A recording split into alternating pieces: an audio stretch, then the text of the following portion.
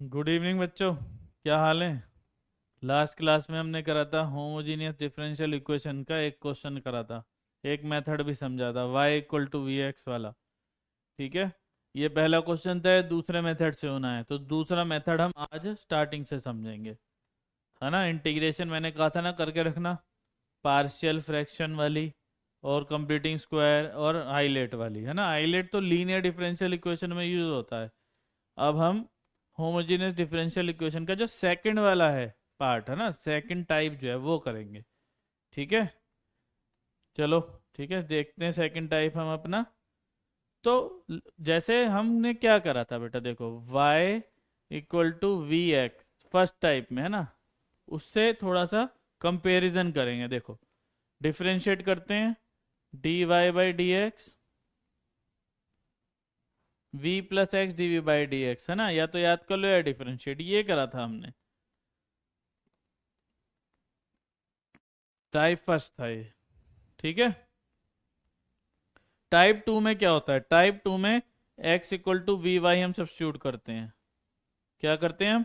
x equal to v y, फिर differentiating with respect to y। यहाँ पे x के रिस्पेक्ट में करा था। Differentiating with respect to y, d x upon में डी वाई इक्वल टू, ठीक है, y का one v as it is, y as it is, v का डी वी अपॉन में डी वाई। ये टाइप टू है। ध्यान से देखो, y equal to v x जब हम रखेंगे तो d y by d x equal to v plus x d v by d x रखते हैं उसके प्लेस पे, d y by d x की जगह। जब x equal to v y रखेंगे तो जब हम डिफरेंशिएट करेंगे y के रिस्पेक्ट में, डी एक्स अपॉन में डी वाई, वाई का one v as it is, ठीक है, y as it is, v का d v by d y, differentiating with respect to y करा है। अब पता कैसे लगेगा टाइप वन लगाना है टाइप टू लगाना है? बेटा जनरल तो यही है। ठीक है, जनरल वाला हमारे पास ये है, जनरल मेथड ये है हमारा। तो पता कैसे लगेगा कि टाइप वन लगाना है या टाइप टू लगाना है? देखो बेटा, इस वाले केस में अगर तुम v की वैल्यू निकालते हो फर्स्ट वाले केस में, तो v equal to y by x आती है फर्स्ट वाले पार्ट में, फर्स्ट वाले केस में। ठीक है। और दूसरे वाले केस में अगर तुम y की v की वैल्यू निकालते हो तो बेटा आती है x अपॉन वाई सेकेंड वाले केस में। तो इसका मतलब है अगर हमें क्वेश्चन में y अपॉन एक्स की फॉर्म दिखेगी तो फर्स्ट वाला टाइप है, और x अपॉन वाई की फॉर्म दिखेगी तो सेकंड वाला टाइप है। और मान लीजिए जैसे कि हमने ये वाला क्वेश्चन करा था ना, तो इसमें x अपॉन वाई की फॉर्म है, x प्लस वाई अपॉन में x d y by d x दे रखा है। ठीक है, ना तो इसमें x अपॉन वाई की फॉर्म है ना y बाई एक्स की फॉर्म है। तो इसमें दोनों में से कोई भी लगा दो। तो हम कौन सा वाला यूज करते हैं? स्टैंडर्ड वाला, ये वाला। ये हमारा जनरल है, स्टैंडर्ड। जब दोनों में से कोई भी फॉर्म नहीं बन रही होती तो स्टैंडर्ड वाला y equal to v x वाला हम यूज करते हैं। ठीक है। अगर x अपॉन वाई दिख रहा है तो ये वाली फॉर्म यूज करनी पड़ेगी, ये वाली बेटा, ये वाली। अगर x अपॉन वाई दिख रहा है तो यहाँ पे मुझे खुद ही यहाँ पे x अपॉन वाई दिख गया है, यहाँ पे देखो। तो हमें इसका मतलब क्या है? सेकंड वाली फॉर्म को यूज करना पड़ेगा। समझ में आई ना कि कब सेकंड वाला टाइप हम यूज करते हैं? फर्स्ट वाला जनरल है, अगर y बाई एक्स दिखेगा तो फर्स्ट वाला यूज होगा, और x बाय वाई दिखेगा तो सेकंड वाला। कुछ भी नहीं दिखेगा तो हम फर्स्ट वाला यूज कर लेते हैं, सेकंड वाला भी कर सकते हैं, पर हम फर्स्ट वाला यूज करते हैं। स्टैंडर्ड हमने उसको ही मान रखा है क्योंकि ज़्यादातर क्वेश्चन उसी टाइप से हमारे पास हो जाते हैं। ठीक है। तो ये क्वेश्चन सेकंड टाइप का है, तो सेकंड टाइप वाले से हम स्टार्ट करते हैं इस क्वेश्चन को। पहले तो इसमें ध्यान रखना d y by d x नहीं निकालना होता। क्या निकालना होता है? डी एक्स अपॉन में डी वाई निकालना होता है। ठीक है, डी एक्स अपॉन में डी वाई हमें निकालना होता है। तो इसे रब कर दूंगा मैं अभी। ठीक है, इसे रब कर दूंगा, रब कर देता हूं। ठीक है, और अब हम सेकंड टाइप यूज करते हैं।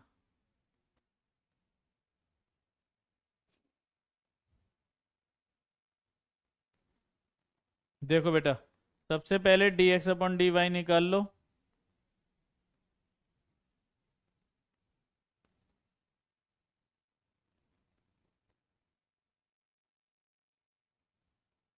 ठीक है, एक तरफ कर लिया मैंने इसे, इस वाले टर्म को इधर ले गए, d x upon d y को उधर ले जाओ और ये सब नीचे ले जाओ। डी एक्स अपॉन में d y equal to minus y minus two x e की power x by y upon में 2y ई की पावर x बाय वाई।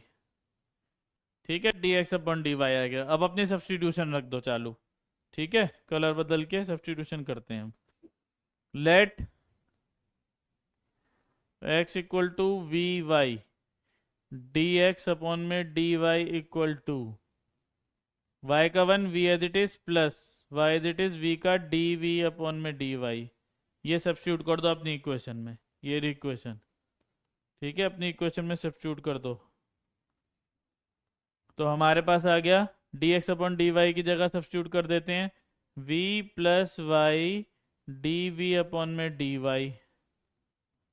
उसके बाद आ जाओ y माइनस वाई की जगह, y तो ऐसे ही रहेगा, x की जगह वी वाई डलेगा, minus 2x e x, y की जगह v, x की जगह वी वाई डालना है, ऊपर डलेगा। तो e की power v y by y, direct भी लिख सकते हैं e की पावर v, पर हम करके दिखाते हैं पूरा। ठीक है, 2y e की पावर वी वाई अपॉन में वाई, y से y कैंसिल कर देते हैं हम। ठीक है, ये y से y गया कैंसिल। ठीक है, ये वाले y से y गया हमारे पास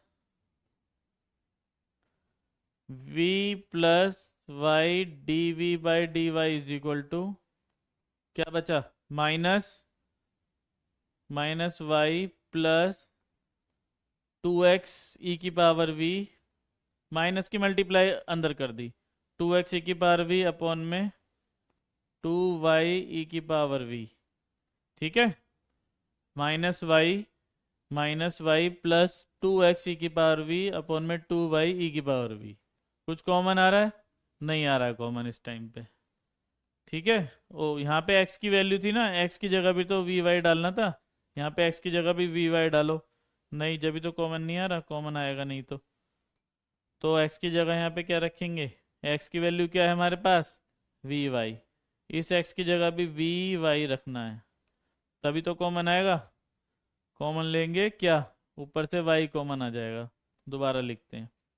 तो क्या बचा, minus y plus v y e की पावर v अपॉन में 2y ई की पावर v। ठीक है, कॉमन आ जाएगा y, पहले कॉमन ले लो, उसके बाद v को इधर ले आएंगे। हर वैसी सेम स्टेप है, बट dx की जगह dy है यहाँ पे। y कॉमन ले लो, माइनस वाई ले लो चाहे y ले लो, y ले लेते हैं कॉमन, y कॉमन तो क्या बचा, -1 प्लस वी ई की पावर v अपॉन में 2y ई की पावर v, y से y कैंसिल। उसके बाद क्या करेंगे, हर क्वेश्चन में सेम यही करना है, कैलकुलेशन सेम ही है, बस इंटीग्रेशन से अलग जाएगा। y को इधर ले आओ, y डी वी अपॉन में d y is equal to -1 plus v e की पावर v अपॉन में 2 ई की पावर v, v इधर जाके माइनस का हो जाएगा। ठीक है, y d v by d y is equal to, LCM ले लो बेटा, -2v ई की पावर v अपॉन में 2 ई की पावर v। ठीक है, कुछ कैंसिल हो रहा है, देखो ये v की पावर v है,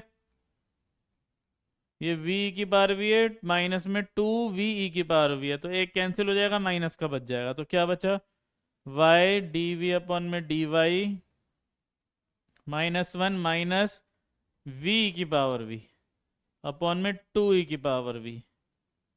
ठीक है, समझ गए ना, क्यों, ये माइनस का 2v की पावर v था, ये प्लस का था, एक कैंसिल हो जाएगा, माइनस का रह जाएगा, ऊपर से ले लो माइनस कॉमन। उसके बाद वेरिएबल सेपरेशन, माइनस कॉमन ले लेंगे, 1 प्लस वी ई की पावर v अपॉन में 2 ई की पावर v।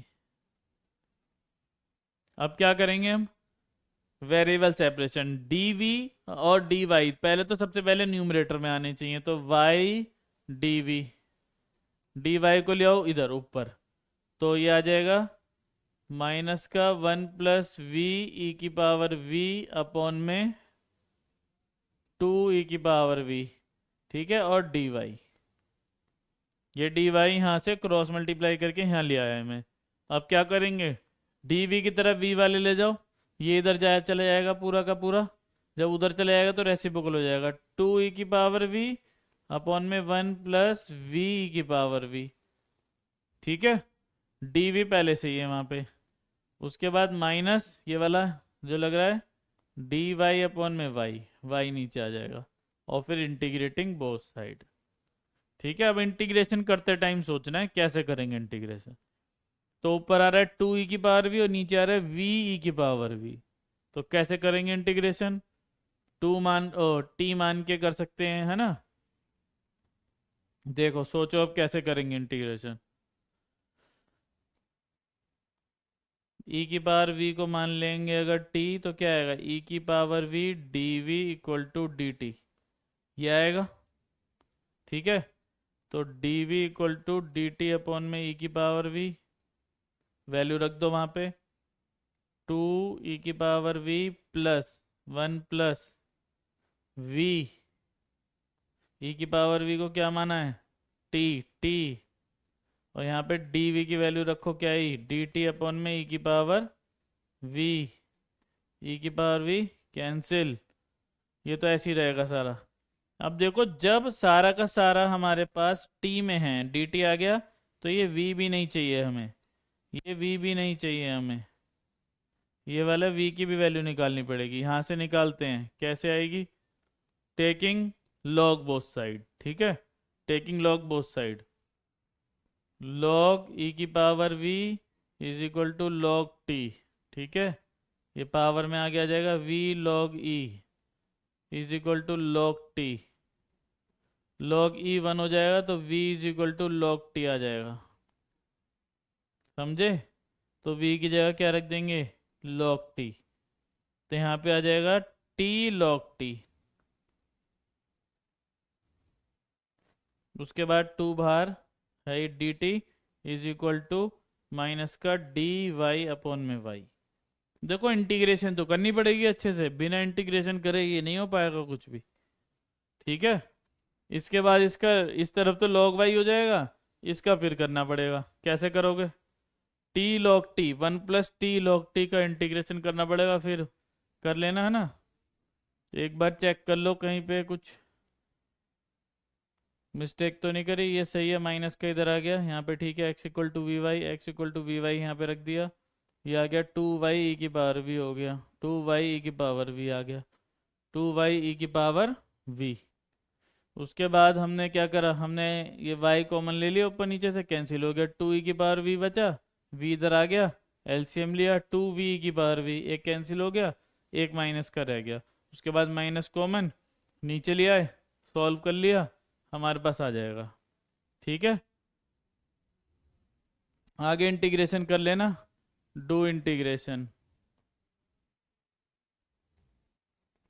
देखो इंटीग्रेशन करे बिना ये चैप्टर नहीं हो पाएगा, इंटीग्रेशन तो हर क्वेश्चन में अलग आने वाली है। मेथड समझ में आया, x equal to v y वाला बिल्कुल ध्यान रखना, ये 2 स्टेप। अगला वाला क्वेश्चन देखो, जिसमें x अपन y है उसमें ये मेथड लगाना है। मान लो किसी क्वेश्चन में y बाय एक्स है तो पहले वाला, जिसमें x बाय y है तो दूसरा वाला। मान लो कुछ भी नहीं है, दोनों में से कुछ भी नहीं है, तो स्टैंडर्ड वाला जनरल वाला y equal to v x वाला आप लगाएंगे। ठीक है, ये वाला तो कर लिया था उस दिन, ये वाला करते हैं।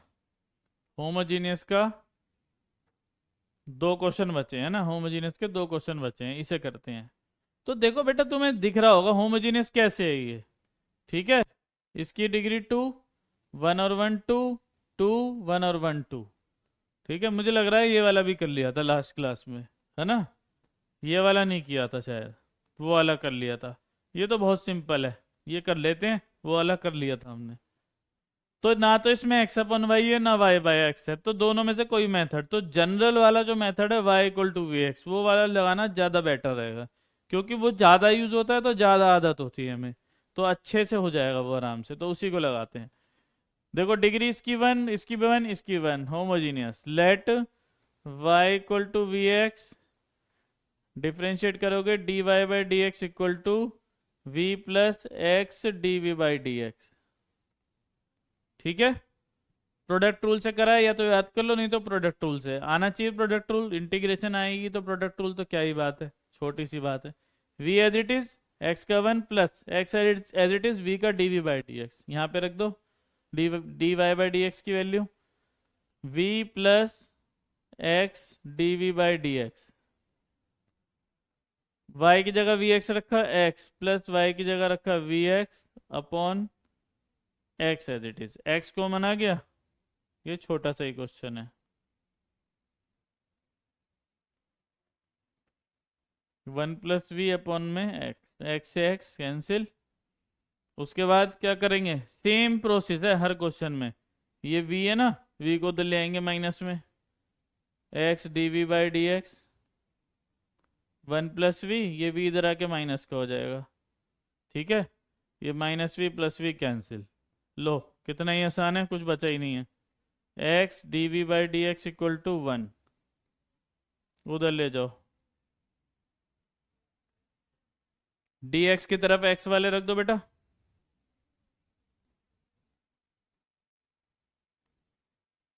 इंटीग्रेटिंग लो, dv का v आ जाएगा dx अपॉन एक्स का log x प्लस सी। ठीक है, v की वैल्यू डालना जरूरी है, ध्यान रखना। v की value y by x,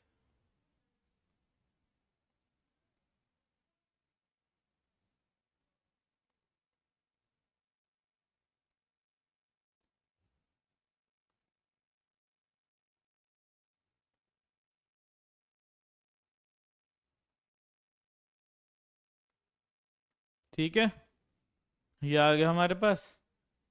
solve कर लो, मतलब सॉल्व हो ही चुका है। पर्टिकुलर और जनरल सॉल्यूशन में मैंने फ़र्क समझा दिया था करके। तुम यहाँ पे c की जगह log c भी लिख सकते थे, है ना। तो इसलिए हो सकता है तुम अगर मान लो जिस बुक से कर रहे हो उससे आंसर मैच करो, कभी कभी आंसर मैच नहीं करेगा, क्योंकि log c भी लिखा जा सकता है और सिर्फ c भी लिखा जा सकता है। तो ऐसे भी बोल सकते हैं हम इसे।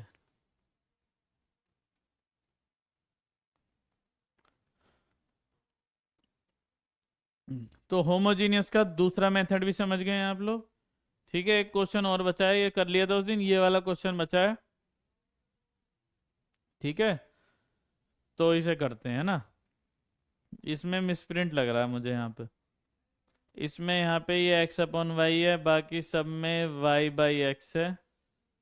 ठीक है, बाकी सब में y बाई एक्स है, ये x अपॉन वाई होगा।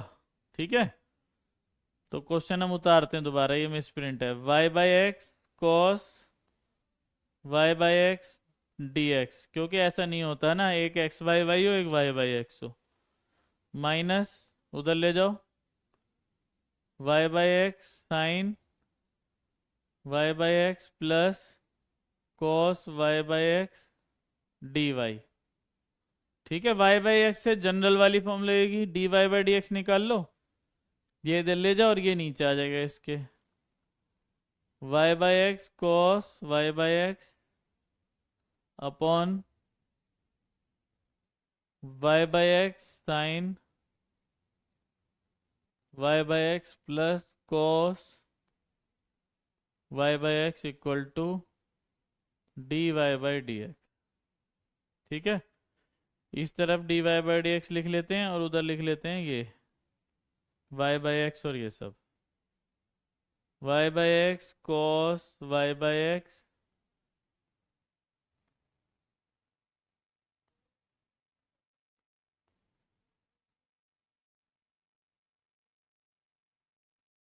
ठीक है, ये हमारी एक फॉर्म आ गई स्टैंडर्ड।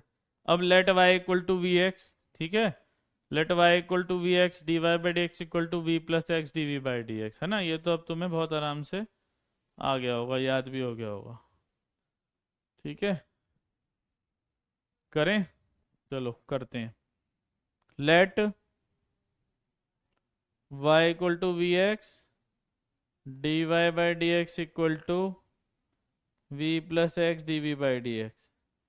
बेटा मैंने बताया था ना, जितना आज करा दिया, आज अगली क्लास से पहले इतना करके रखोगे तो ज़्यादा फायदा रहेगा, एक साथ नहीं। आज डिफरेंशियल इक्वेशन का जो करा दिया उसे करके रखो, उस टाइप के कुछ क्वेश्चन दो चार एक्स्ट्रा और कर लो, एनसीईआरटी के एग्जाम्पल कर लो। ठीक है, अगली क्लास से पहले करके रखो, तभी फायदा है। ठीक है, तब मैक्सिमम बेनिफिट लोगे आप। रख दो अपनी इसमें इक्वेशन में dy बाई डी एक्स की जगह v plus x d v by d x equal to y by x, है ना, डायरेक्ट v रख देते हैं y बाई एक्स की जगह। देखो तो v की वैल्यू y बाई एक्स आएगी, तो यहाँ पे हम वी एक्स डालेंगे y की जगह और y से x कटेगा, तो डायरेक्ट v रख देते हैं। तो क्या जाएगा, v cos v upon v sine v plus cos v। कुछ कट रहा है? कुछ नहीं कट रहा। ठीक है, v को ले जाओ इधर माइनस में, और फिर एलसीएम लेके देखो कुछ कट रहा है तो कैंसिल कर देंगे। v cos v upon v sine v plus cos v minus v। ठीक है, x d v by d x equal to, LCM लेंगे तो बेटा ये इधर चले जाएगा, minus v square sine v minus v cos v। ठीक है, v sine v plus cos v। कुछ कट रहा है तो कैंसिल कर दो, नहीं तो मत करो। कट रहा है, कुछ दिख रहा है? हाँ, ये कैंसिल हो जाएगा, सही कह रहे हो। v कॉस v से v कॉस v क्या हो जाएगा, कैंसिल। जो बचा उसे लिखो, क्या बचा, माइनस का v square sine v upon में v sine v plus cos v। ठीक है, अब क्या करेंगे, वेरिएबल सेपरेशन, dx को उधर ले आओ ऊपर, x dv equal to minus का v square sine v upon में v sine v plus cos v minus v। ठीक है, अरे माइनस v नहीं, क्या इधर से dx को हम ऊपर लेके आ रहे थे, dx। अब dx और dy दोनों न्यूमरेटर में, अब ये पूरा उठा के उधर ले जाओ, है ना, क्योंकि और ये x को ले आओ नीचे, क्योंकि वेरिएबल सेपरेशन जब ही होगा। तो क्या आएगा, dv को चलो बाद में लिखते हैं, पहले ये आएगा v साइन v, उधर जाके रेसिप्रोकल हो जाएगा, v sine v plus cos v। Minus को इधर ही रहने देना, कोई प्रॉब्लम नहीं, माइनस कहीं भी लगा लो, अपॉन में v square sine v is equal to minus x को इधर ले आओ, dx अपॉन में x। ठीक है, इधर dv रह गया dv।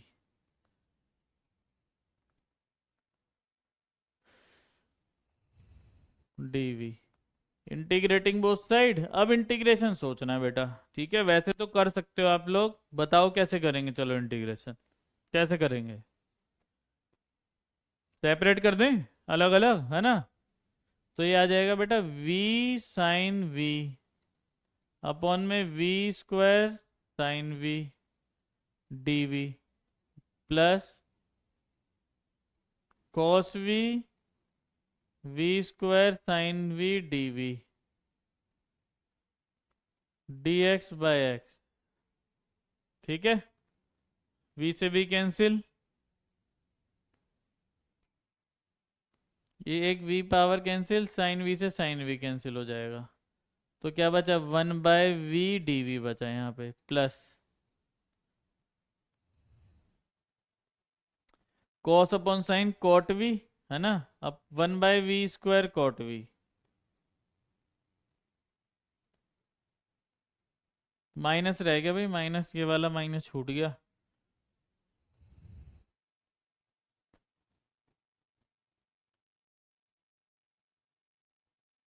अब इंटीग्रेशन की बारी है, कैसे करेंगे बताओ। 1/v का log v कोई प्रॉब्लम नहीं है, 1/x का log x कोई प्रॉब्लम नहीं, मेन प्रॉब्लम तो बीच वाला है। ठीक है, आइलेट से करेंगे और कोई तरीका नहीं, इन दोनों में आइलेट लगाएंगे। आइलेट रूल में सबसे पहले क्या आता है, ये एल्जेब्रिक एक तो एक ट्रिग्नोमेट्रिक है, तो एल्जेब्रिक पहले आता है, आई एल ए, एल्जेब्रिक पहले TE, टी बाद में ट्रिग्नोमेट्रिक। तो ये फर्स्ट और ये सेकंड, बाकी का नॉर्मली हम कर लेंगे। log v आ जाएगा बेटा, ये इसमें करते हैं है ना। First function as it is, second का इंटीग्रेशन cot v का log sin v। ठीक है, या कर लोगे खुद, छोड़ दूं, थोड़ा सा कर देता हूं। माइनस इंटीग्रेशन रहती है फर्स्ट का डेरिवेटिव 1/v² का डेरिवेटिव -2 में v क्यूब, सेकंड का इंटीग्रेशन। ठीक है, log sin v, फिर से इंटीग्रेशन,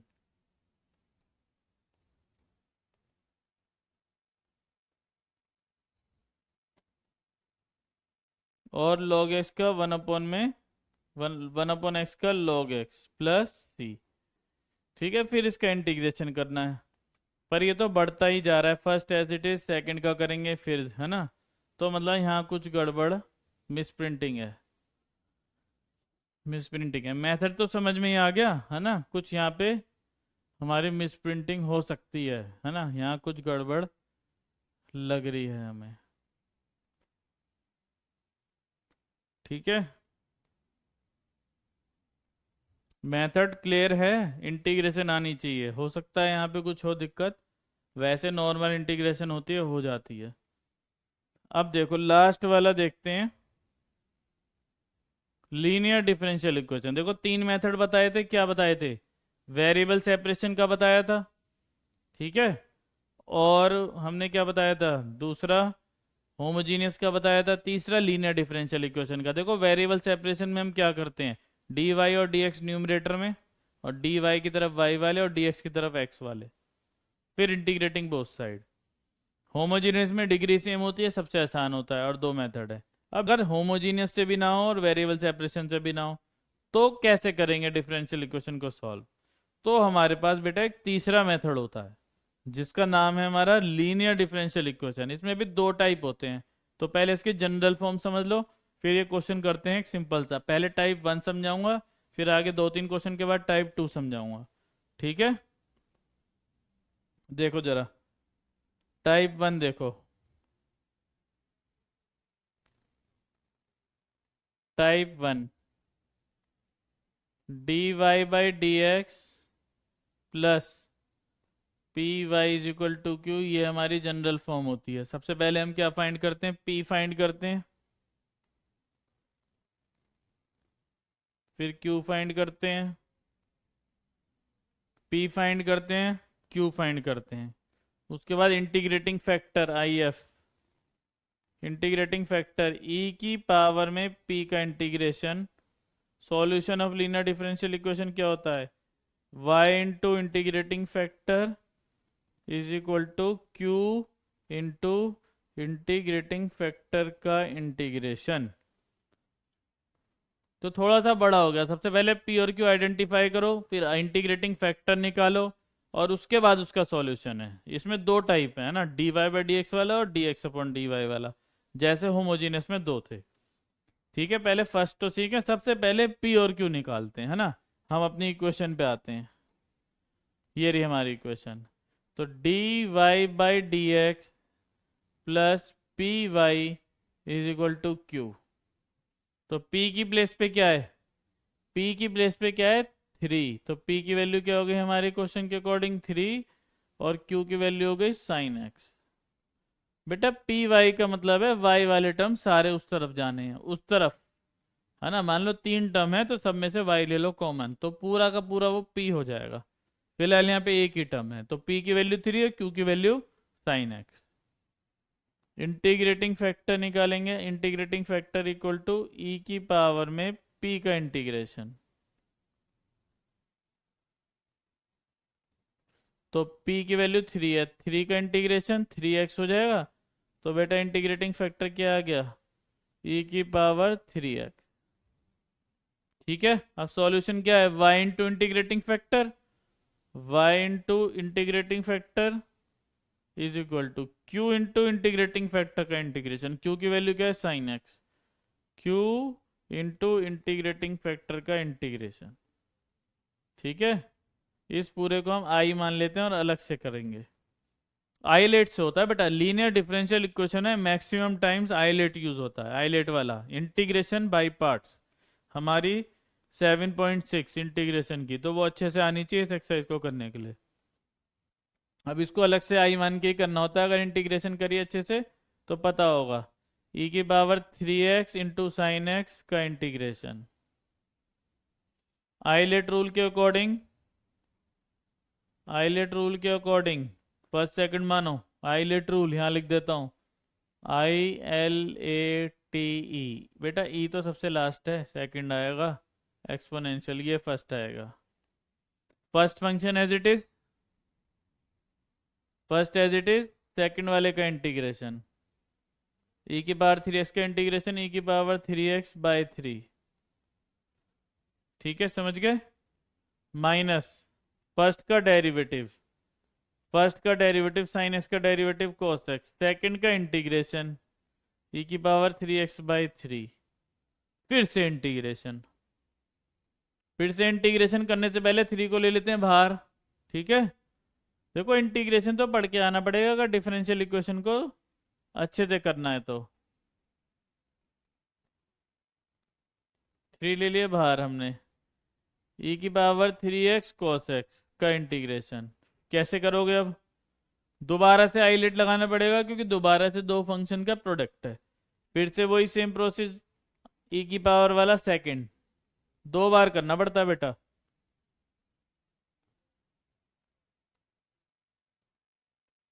e की power 3x by 3 sine x, 1/3 बाहर। ठीक है, first function as it is,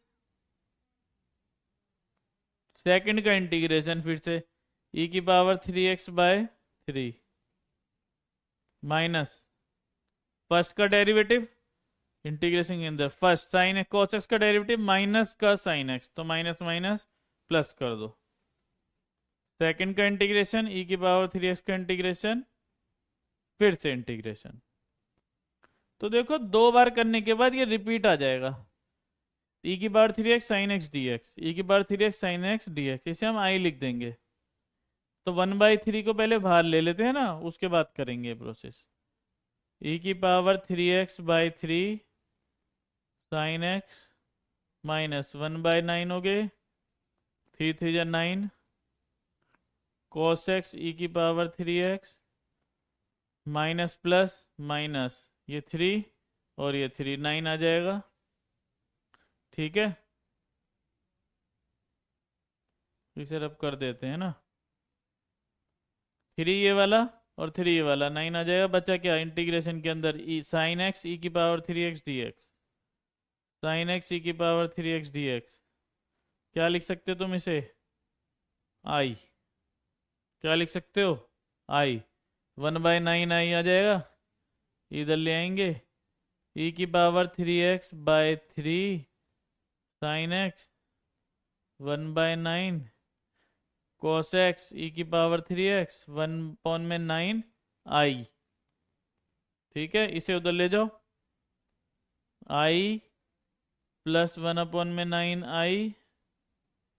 ठीक है, यहाँ से e की पावर 3x चाहे कॉमन ले लो या ऐसी रहने दो, कोई बात नहीं। ठीक है, ये आ जाएगा। इसको सॉल्व करेंगे बेटा, ये आ जाएगा 10i/9। सॉल्व कर लो ना, यहाँ पे डायरेक्ट लिख देते हैं।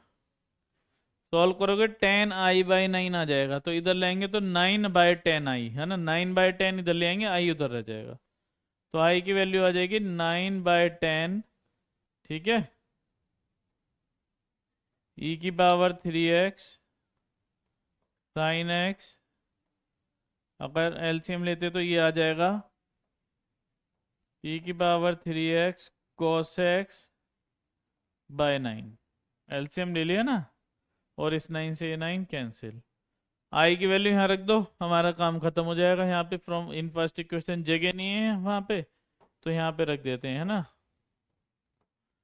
तो y ई की पावर 3x इक्वल टू आई की वैल्यू आ गई बेटा क्या 1/10। 1/10 बाहर 3 ई की power 3x sine x minus e की power 3x cos x plus c, ये आ जाएगा। ठीक है, चाहो तो सबको ई की पावर 3x से कर दो डिवाइड, तो क्या बचेगा y is equal to 1/10 3 sine x minus cos x. सबको ई की पावर 3x से डिवाइड कर दिए हैं, कट जाएगा, यहाँ कट जाएगा, यहाँ कट जाएगा, यहाँ जो आएगा उसे ऊपर ले जाऊंगा मैं, तो माइनस आ जाएगा वो ई की पावर -3x। तो ये हमारा फाइनल आंसर आ जाएगा।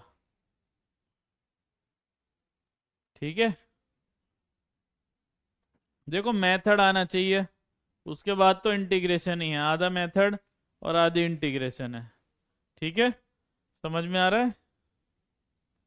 चलें आगे। लीनियर डिफरेंशियल इक्वेशन का टाइप 1 का पहला क्वेश्चन। चलो नेक्स्ट क्वेश्चन पे चलते हैं। क्वेश्चन नंबर 4 का फर्स्ट पार्ट, अब ये 4 का सेकंड पार्ट है। देखो पहले मैं तुम्हें चेक करके दिखाता हूँ क्या ये होमोजीनियस है या नहीं। देखो इसकी डिग्री 2, इसकी भी 2 हो गई 1 1, इसकी 3, इसकी 2 और इसकी है ही नहीं यहाँ पे कोई कांस्टेंट की डिग्री 0, तो होमोजीनियस नहीं है ये, समझ रहे हो ना? तो होमोजीनियस तो ऐसे ही पता लग जाता है हमें तुरंत ही। तो पहले लीनियर अपनी जनरल फॉर्म में करो बेटा। कैसे करोगे? dy/dx plus p y equal to q. देखो पहले मैं जनरल फॉर्म लिख के दिखा देता हूँ। dy/dx plus p y is equal to q. तो सिंपल सी बात है, dy/dx के साथ कुछ भी नहीं होना चाहिए, और यहाँ पे क्या दे रखा है? x² दे रखा है, तो सबको x² से कर दो। पहले सबसे पहले डिवाइड, तो सबको पहले x² से डिवाइड कर देते हैं। तो x² dy/dx minus 2xy/x², x³2x² minus 5/x²। x² से x² कैंसिल, ठीक है, कलर बदलते हैं। x² से x² कैंसिल, क्या बचा? dy/dx minus x cancel 2y/x, और ये कैंसिल, x रह जाएगा एक, ये x² ही कैंसिल हो जाएगा बेटा, प्लस 2 माइनस 5/x²। देखो dy/dx plus p y is equal to q, y वाला टर्म सारा उधर ये रहा, तो dy/dx p y is equal to q. Y वाले टर्म्स जितने भी हैं बेटा उधर ही होने चाहिए, एक ही है, दो होंगे तो दोनों को उधर रखना पड़ेगा, जिससे कि कॉमन ले लें पी वाई, है ना? ऐसे नहीं कि एक वाई वाला टर्म इधर है एक उधर राइट में कर रखा है, वाई वाला एक ही टर्म है देखो, और वो यहाँ पे हमने लिखा हुआ है। तो फॉर्म बन गई dy/dx plus p y is equal to q. तो ये p है हमारा, p की वैल्यू यहाँ पे माइनस में आ रही है, कोई दिक्कत नहीं है उससे, तो 2/x माइनस की, और बेटा ये पूरा का पूरा q है, इसमें y तो है नहीं, x है सब कुछ, तो ये पूरा का पूरा क्या हो गया? पूरा का पूरा q हो गया, x प्लस 2 माइनस 5/x²। अब क्या निकालेंगे? Integrating factor. Integrating factor equal to e की पावर में p का इंटीग्रेशन, p की वैल्यू -2/x,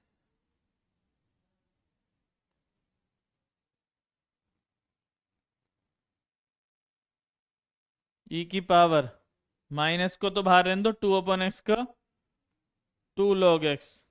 ठीक है, अब क्या होगा बेटा? ये जो 2 है ना, माइनस का 2, ये इधर आ जाएगा पावर में यहाँ पे इसके साथ, तो x की पावर -2, ई से log हट जाएगा, क्या बचेगा?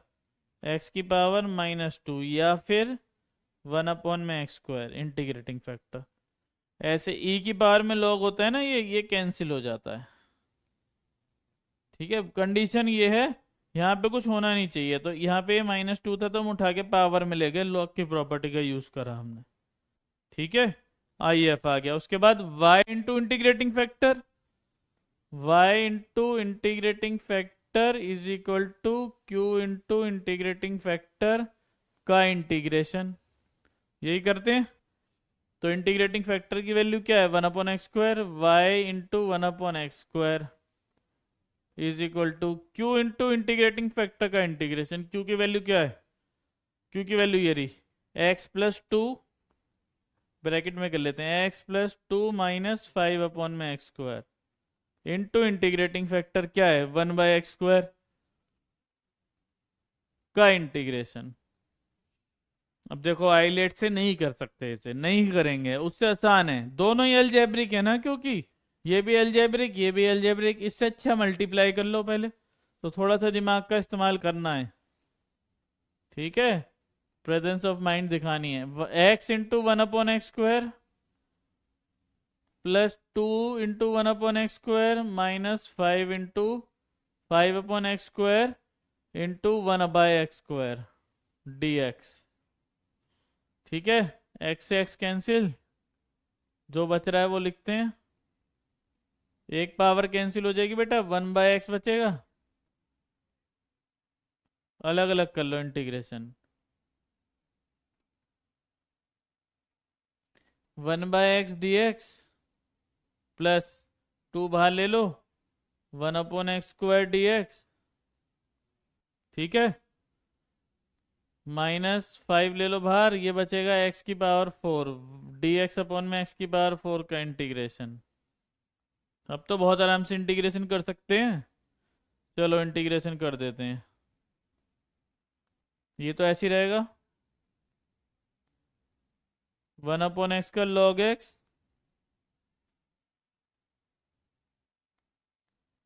1/x का log x 2 as it is, 1/x² का -1/x इंटीग्रेशन होता है बेटा, x⁴n लगा लेना, इसे x⁴2 कर लेना ऊपर ले जाके, -2 सॉरी, तो x⁴n+1 से हो जाएगा। ऐसे ही ये वाला, अगर ये x⁴4 कर लेते हैं तो ये आ जाएगा x⁴−4+1 और -4+1, डायरेक्ट भी कर सकते थे, +c। तो क्या आ गया answer, y/x² is equal to log x -2/x।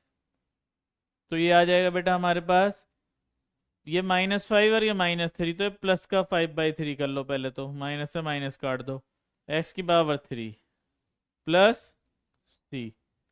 अब आंसर को y = बनाने के लिए x² तो सब में कर दो मल्टीप्लाई, तो ये तो कट जाएगा ये वाला x², ये आ जाएगा x² log x,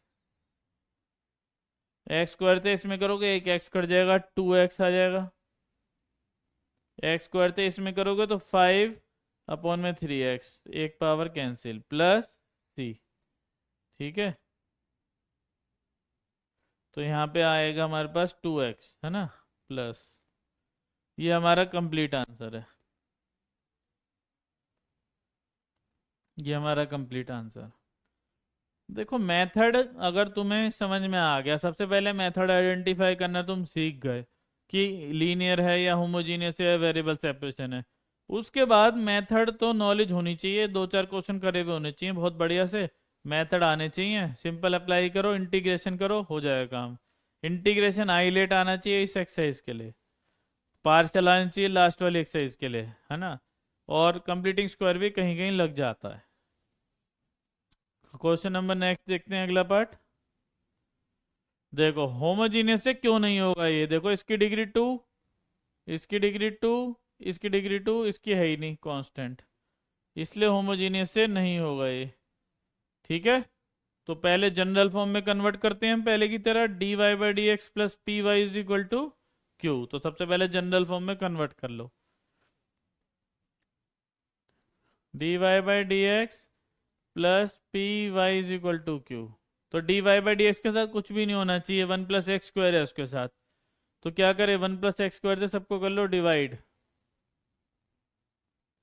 कर लिया हमने डिवाइड,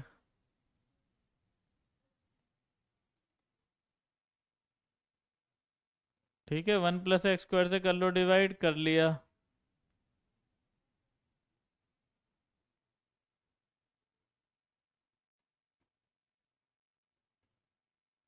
कैंसिल कर दो ये, 1 + x², 1 + x² कैंसिल, dy/dx। ठीक है, ये हमारा 4 लिख रहा है, इसे जरा सही से लिख दूं। ये लिख रहा है हमारा 4x² अपॉन में 1 + x²।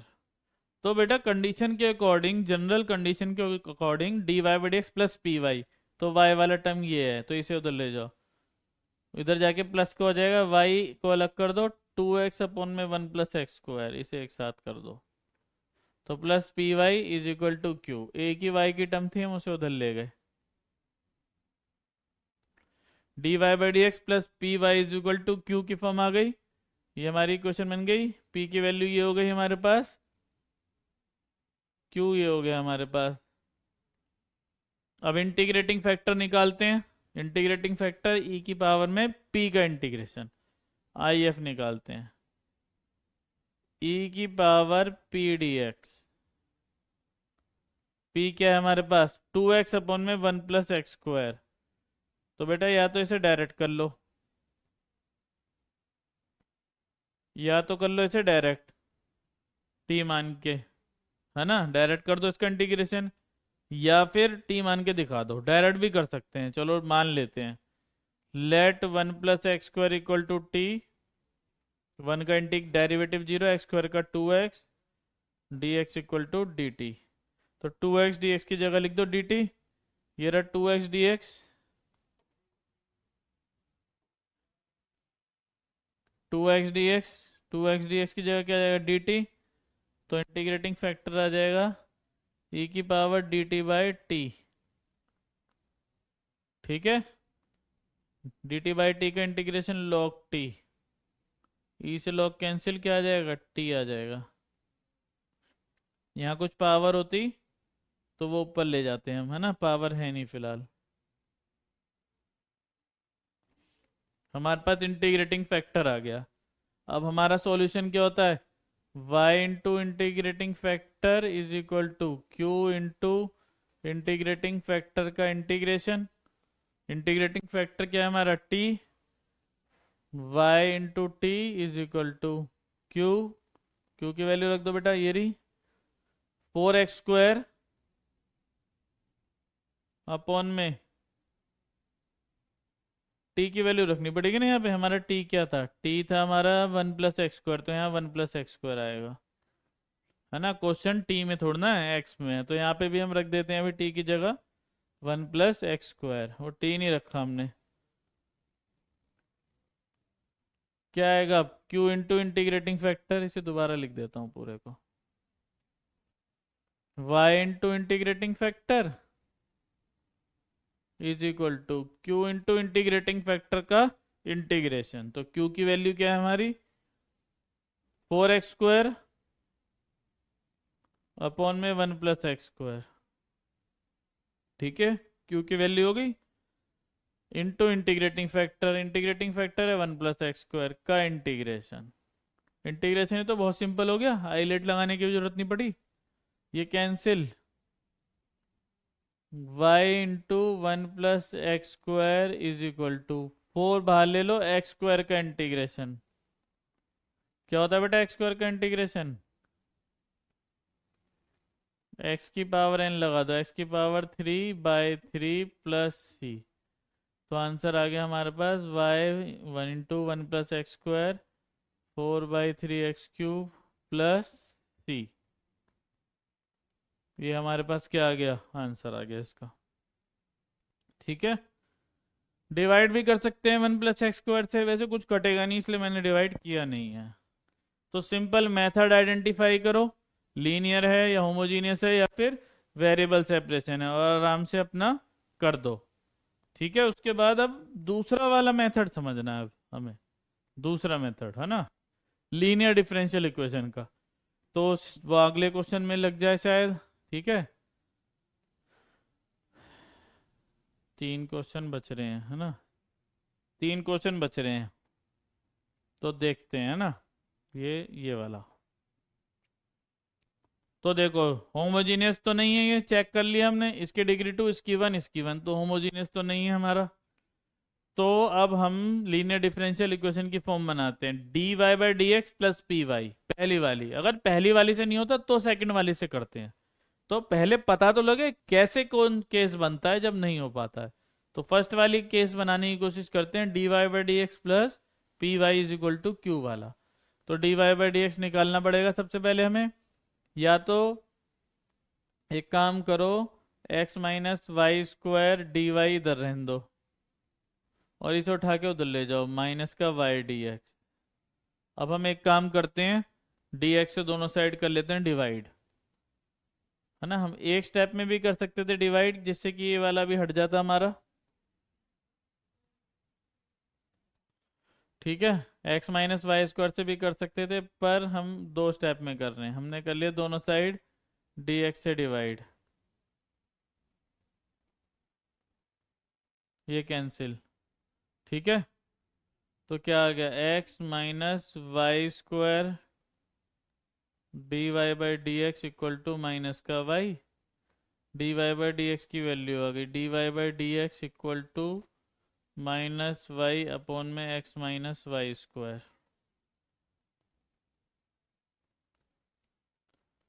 ये आ गया हमारे पास। अब तुम क्या d y by d x plus p y की फॉर्म बना सकते हो, ये वाली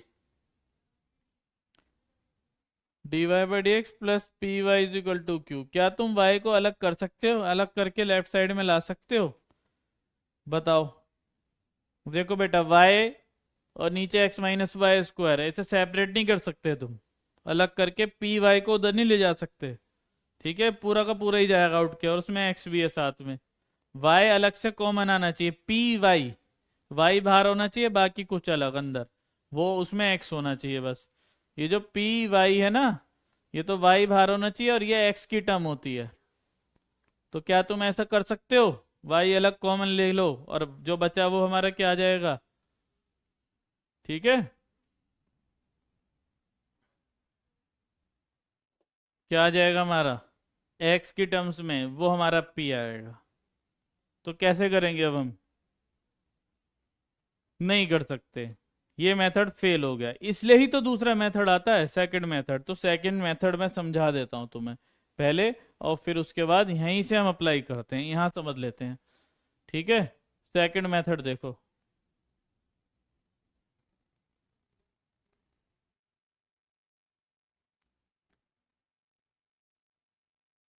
डी एक्स अपॉन में डी वाई, उसमें d y by d x नहीं होता, डी एक्स अपॉन में d y, d x upon में d y plus x p x, है ना। एक्स पी लिख दो, चाहे पी एक्स लिखते हैं ज़्यादा बेटर है। डी एक्स अपॉन में d y plus p x equal to q. ये हमारी इक्वेशन की जनरल फॉर्म है। देखो बेटा, यहाँ पे d y by d x है, तो यहाँ पे पी वाई है, वाई और वाई। यहाँ पे d x upon d y है, ठीक है, यहाँ पे d x upon d y है, इसलिए यहाँ पे हमारा पी एक्स है, एक्स एक्स। उसके बाद इंटीग्रेटिंग फैक्टर ई की पावर में पी डी वाई, उसमें डी एक्स था। सॉल्यूशन क्या है, y इंटू इंटीग्रेटिंग फैक्टर होता था वहां पे, यहाँ पे सॉल्यूशन है x into integrating factor is equal to q into integrating factor का इंटीग्रेशन, यहाँ डी वाई आने वाला है। तो ये हमारा सेकंड मेथड है। ये जब अप्लाई करना पड़ता है जब पहले वाला नहीं चल पाता, पहले वाले की फॉर्म में हम कन्वर्ट नहीं कर पाते, तो यहाँ पे नहीं कर पाएंगे, इसलिए अब हम d x upon d y वाला मेथड इस्तेमाल करेंगे। इसे रेसिप्रोकल कर लो, डी एक्स अपॉन में डी वाई, ठीक है, रेसिप्रोकल कर लिया, माइनस ऊपर ही रहने दो, x minus y square upon में वाई। ठीक है, अब डी एक्स अपॉन में d y plus p x है। अब एक्स वाले सब उधर ले जाओ, पहले सेपरेट कर लो यहाँ पे, डी एक्स अपॉन में d y is equal to minus का एक्स अपॉन में y, minus minus plus y square upon में वाई, एक वाई से वाई कैंसिल। तो क्या आ गया, डी एक्स अपॉन में d y is equal to minus x upon में वाई प्लस वाई। क्या फॉर्म है जनरल? डी एक्स अपॉन में d y plus p x. तो एक्स वाले उधर ले जाओ, ये रहा उधर ले जाओ, उधर जाके प्लस और हो जाएगा डी एक्स अपॉन में d y plus x upon y is equal to y. ये आ गई हमारी स्टैंडर्ड फॉर्म। तो P क्या है बेटा? P x. P x, x के अलावा सब कुछ P है, तो x को छोड़ देंगे तो P बचा 1/y। P आ गया 1/y। ये Q आ गया, Q आ गया हमारा y। सॉल्यूशन क्या है हमारा? y इंटू इंटीग्रेटिंग फैक्टर होता था पुराने वाले में, इसमें x इंटू इंटीग्रेटिंग फैक्टर है, क्योंकि dx अपॉन dy कर रहे हैं तो x ही आएगा। x into integrating factor is equal to q into integrating factor का integration d y. I F तो निकाला नहीं, आई एफ निकाल लेते हैं यहाँ ना। I F equal to e की पावर में पी डी वाई, ई की पावर में पी डी वाई। तो p की वैल्यू है 1 अपॉन में वाई, 1 अपॉन वाई का बेटा लॉग वाई। ई से लॉग कैंसिल, क्या बचा? इंटीग्रेटिंग फैक्टर बचा हमारे पास y। इंटीग्रेटिंग फैक्टर क्या बचा हमारे पास? y। ठीक है, तो x into integrating factor is equal to q into integrating factor. q भी y है, इंटीग्रेटिंग फैक्टर भी y है, तो वाई स्क्वायर का इंटीग्रेशन कर देंगे, बहुत आराम से हो जाएगा। वाई स्क्वायर का इंटीग्रेशन y की पावर 3/3 प्लस सी। चाहते हो तो y से डिवाइड कर दो सबको, y कैंसिल हो जाएगा, यहाँ आ जाएगा 1/3 वाई स्क्वायर और सी y की पावर -1, ये आ जाएगा। ठीक है, ये इसका सॉल्यूशन हो गया। सेकंड मेथड है हमारा। उसके बाद अब हम दूसरा मेथड, मतलब अगला क्वेश्चन देखते हैं, इसी मेथड पे होगा वो भी। देखो पहले मैं फर्स्ट मेथड क्यों नहीं लग पाएगा इसमें वो देखूंगा, है ना। तो d y by d x निकाल दो, d y by d x, ये नीचे आ जाएगा बेटा डिवाइड में, और ये इधर चले जाएगा, तो y अपॉन में x plus 3y square. Homogeneous का तो सवाल ही पैदा नहीं होता। क्यों? होमोजीनियस का सवाल बेटा इसलिए पैदा नहीं होता क्योंकि इसकी डिग्री 2, इसकी 1 अलग हो गई, एक की अलग हो गई, तो फिर होमोजीनियस तो रहा ही नहीं। ठीक है, इसलिए होमोजीनियस का सवाल पैदा नहीं होता। अब देखो, क्या d y by d x plus p y की फॉर्म बना सकते हो तुम? नहीं बना पाओगे, y सेपरेट नहीं कर पाओगे, पी वाई नहीं कर पाओगे, क्योंकि ये तुम अलग ही नहीं कर सकते। तो फिर हमें d x upon d y का वो करना पड़ेगा, d x upon d y वाला मेथड। तो d x upon d y reciprocal कर दो, तो x plus 3y square upon में y। ठीक है, तो अब हम उसकी जनरल फॉर्म में यहाँ लिख देता हूँ, उसमें बना लेते हैं। वैसे 2 बार बता दी तो याद ही हो गई होगी। डी एक्स अपॉन में d y plus p x equal to q, ये होती है ना। तो पी एक्स पहले सेपरेट कर लो, उसके बाद उधर ले जाएंगे हम।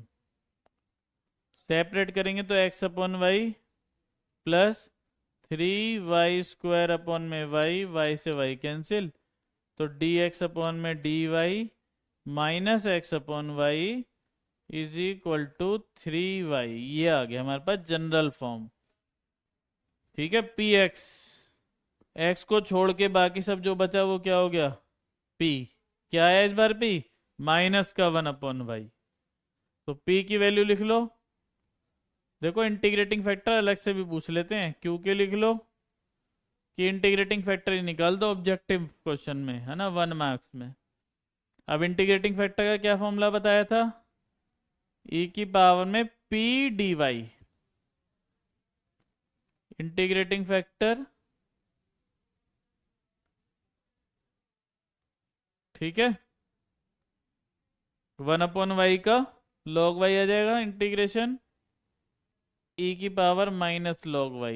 देखो e से log कट जाता है, पर ये माइनस, जो माइनस है वो दिक्कत देगा सारी।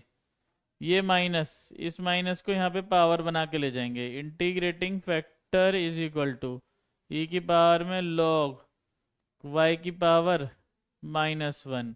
तो ई से लॉग कट जाएगा, ई से लॉग कट जाएगा तो क्या बचेगा, ई से लॉग कैंसिल, वाई की पावर में -1। वाई की पावर -1 को क्या लिख सकते हो, 1/y। ये आ गया हमारा इंटीग्रेटिंग फैक्टर। सॉल्यूशन क्या होता है इस वाले का, x इंटू इंटीग्रेटिंग फैक्टर। बेटा dx अपॉन dy चल रही है तो x आता है पहले, है ना, x इंटू इंटीग्रेटिंग फैक्टर। उस वाले में y इंटू इंटीग्रेटिंग फैक्टर आता था क्योंकि वो dy बाई dx वाला था। तो x into integrating factor is equal to q into integrating factor का इंटीग्रेशन। q की वैल्यू क्या आई है, 3y। q into integrating factor 1/y का इंटीग्रेशन। y से y कैंसिल, 3 बचा, 3 dy। 3 का कर लो, इंटीग्रेटिंग फैक्टर की वैल्यू उधर भी रखनी है ना, उधर रख देते हैं। इंटीग्रेटिंग फैक्टर की वैल्यू थी 1/y, तो x बाई वाई, 3 का इंटीग्रेशन 3y प्लस c। ठीक है। अब अगर y से मल्टीप्लाई करना चाहते हो तीनों तरफ, दोनों साइड, तो कर लो, x रह जाएगा, ये 3y² रह जाएगा और ये cy रह जाएगा। ठीक है, समझ में आ रहा है। जो क्वेश्चन हम यहाँ पे करते हैं ना, उन्हें दोबारा क्लास के बाद, है ना, नेक्स्ट क्लास से पहले रिपीट करना ही करना है। और उस टाइप के कुछ एनसीईआरटी के 2-4 क्वेश्चन और कर लो तो वो टॉपिक तुम्हारा क्लियर हो जाएगा। नेक्स्ट क्लास आने से पहले इतना काम करना ही है, मैं बार बार बता रहा हूँ। तो तुम्हारी चीज़ें स्टेप बाय स्टेप क्लियर होती चली जाएंगी। ठीक है, नेक्स्ट क्वेश्चन देखो जरा। लास्ट क्वेश्चन है हमारा डिफरेंशियल का। ये जनरल सॉल्यूशन कर रहे थे अभी तक हम, ये पर्टिकुलर आ गया, पर्टिकुलर सॉल्यूशन जिसमें हमें लास्ट में x और y की वैल्यू दी रहती हैं, जिसमें हमें लास्ट में x और y की वैल्यू दी रहती हैं, जिससे कि हम c की वैल्यू भी वहां पे फाइंड कर पाते हैं। फिर से हम बेटा dy बाई dx निकालेंगे। फिर से आपको दिख ही रहा होगा यहाँ पे dy बाई dx, इसे डिवाइड में ले जाओ, y अपॉन में x प्लस 2y²। ठीक है, y अपॉन में x प्लस 2y²। ये मुझे लग रहा है लास्ट क्वेश्चन के जैसे ही है।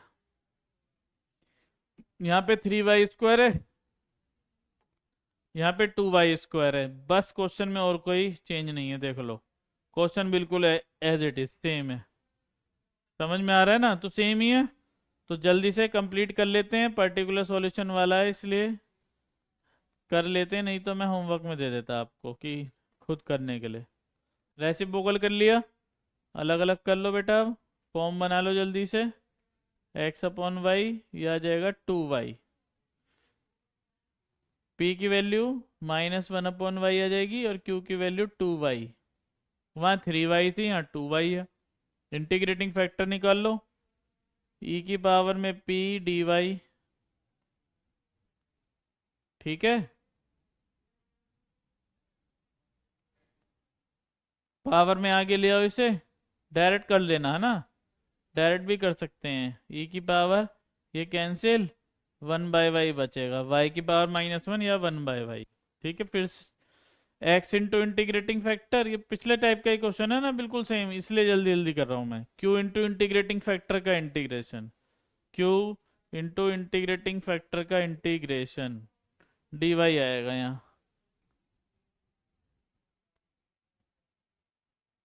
y से y कैंसिल, 2 भार dy। ठीक है, y से y कैंसिल, 2 भार dy आ जाएगा हमारे पास। ये आ जाएगा 2y प्लस dy का। कह रहे हैं x equal to 2 when y equal to 1। y की वैल्यू 1 है जब x की वैल्यू 2 है, तो x की जगह 2 रखो, y की वैल्यू 1, y की वैल्यू 1, x की जगह 2। तो 2 2 प्लस c की वैल्यू तो बेटा 0 आ गई यहाँ से। इस इक्वेशन में c की वैल्यू 0 रख दो, क्या आ जाएगा, x upon y plus 2y plus नहीं इक्वल टू 2y प्लस 0। तो x upon y is equal to 2y, तो x इक्वल टू 2y²। ये हमारा कंप्लीट आंसर। तो पर्टिकुलर सॉल्यूशन में क्या होता है, c की भी वैल्यू आ जाती है हमारे पास। ठीक है, तो ये सेकंड टाइप का मेथड है ना। तीनों मेथड, और तीनों मेथड में होमोजीनियस के दोनों टाइप और लीनियर डिफरेंशियल इक्वेशन के दोनों टाइप आप लोगों को अच्छे से क्लियर हो गए होंगे। बस एक काम कर लेना, ये जो क्वेश्चंस करे हैं उन्हें कर लेना, और 2-4 क्वेश्चन हर मेथड के, 2-3 क्वेश्चन एनसीईआरटी के कर लेना। बोर्ड एग्जाम में जो क्वेश्चन आएगा बहुत आराम से हो जाएगा। पर इंटीग्रेशन जरूर, पार्शियल जो करवाई है, आइलेट वाली जो करवाई है, integration by parts, completing square और नॉर्मल इंटीग्रेशन, वो जरूर आनी चाहिए इसे करने के लिए। टिपिकल तो कुछ नहीं आया इसमें, नॉर्मल जनरल मेथड आए हैं कि ज़्यादा दिमाग नहीं लगाना पड़ा। हाँ, मेथड तो जरूर आना चाहिए तभी कर पाओगे। ठीक है, तो यहाँ पे हमारा कैलकुलस खत्म। जो नेक्स्ट चैप्टर बचे हैं, वेक्टर अलजेब्रा, 3D और प्रोबेबिलिटी, बेटा स्कोरिंग है, पहले ही बताया था स्कोरिंग है, एक भी नंबर नहीं कटेगा। जो क्वेश्चन कराऊंगा वही सारे उसी टाइप के सारे बोर्ड एग्जाम में आएंगे, पूछे जाएंगे। ठीक है, थ्योरी और क्वेश्चंस अच्छे से कर लोगे, वेक्टर, 3D, प्रोबेबिलिटी, एक भी क्वेश्चन बाहर से नहीं आएगा, उसी कॉन्सेप्ट पे आएगा। पर थोड़ा सा अटेंटिव बैठना है। और एक मेरी वही बात, जो आज कराया है वो नेक्स्ट क्लास से पहले हो जाना चाहिए, दोबारा एक बार कॉपी पेन पे प्रैक्टिस करके। ठीक है, तो नेक्स्ट क्लास में नया चैप्टर वेक्टर अलजेब्रा, बहुत ध्यान से समझना। 14 मार्क्स की यूनिट है वेक्टर और 3D, आराम से नंबर मिलते हैं। और उसके बाद प्रोबेबिलिटी, स्कोरिंग बताया था, एक लीनियर प्रोग्रामिंग जो करा चुका हूँ, तो ये तुम्हारा स्कोर बढ़ाएगा बहुत। ठीक है, कैलकुलस यहाँ पे होती है हमारी खत्म। तो नेक्स्ट क्लास में चैप्टर 10 वेक्टर के साथ मिलते हैं।